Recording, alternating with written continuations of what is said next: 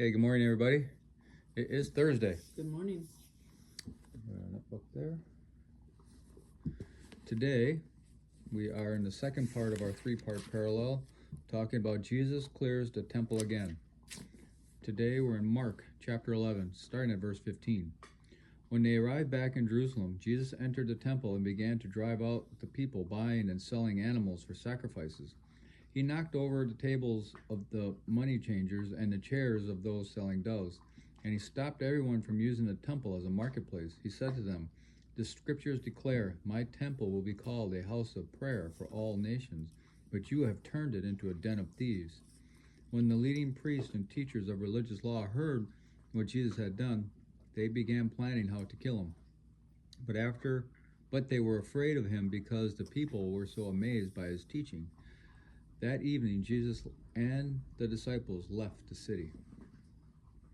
Now the commentary from Mark. Jesus became angry, but did not sin. There is a place for righteous indignation.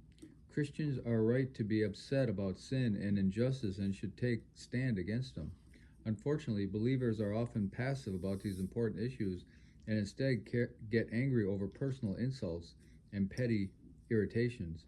Make sure your anger is directed toward the right issues. Money changers and merchants did big business during Passover. Their stalls were set up in the temple courts of the Gentiles, making it all but impossible for non-Jews to spend any time in worship. And that's Isaiah chapter 56, verse 6 and 7. Jesus became angry because God's house had become a place of extortion and a barrier to Gentiles who wanted to worship.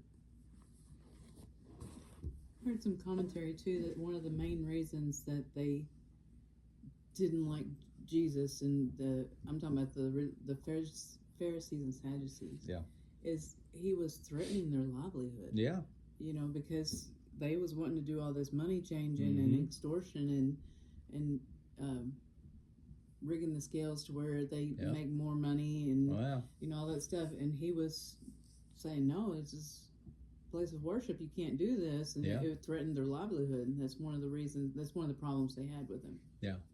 Anytime anybody gets threatened with their money getting taken away, they get upset about it. And it's our nature. We want to keep the cash flowing. We need the money. We get it, and it's survival. It's survival. It is. And it's said, for the love of money is the root of all kinds of evil. And so, and this was it. They're turning, and you notice they did it in the court of the Gentiles. Right. So they didn't want to defile their part of the of the temple. They didn't care about the Gentiles and that converted and wanted to worship the true God. And that was part of the problem too, is they weren't welcoming. Right. They wanted to keep everybody segregated, and so we'll just have all these animals making all kinds of filth all over the Gentile part because we don't care about them. They shouldn't be here anyway. In their minds is what they're thinking, and I think sometimes we think that too. Somebody that we call different comes into the church and what are they doing here? Trying to put a roadblock in front of them instead of welcoming them in and trying to help them. So it can be done easily and unaware. Yeah, sometimes we're just unaware, and sometimes it'd be like we have to be careful with this too. As an example, let's just say prayer request time. Is it prayer request? God knows what the problem is, or is it gossip fest? Yeah. To where we have to air everybody else's problems, Yeah. So we have to be careful with that too. Is to not make people uncomfortable or impede someone's worship by telling all their private medical or whatever the thing may be, Yep. So we have to be careful with that too. Or they come in and they are a little different, and I'm so glad they're here. Bless them, bless them. But we don't go out of our comfortable seat or area to go over and say, hey, I'm Beth, or hey, I'm Kurt. It's good to see you here. Yeah. You know? Yeah. What's your name? Yeah.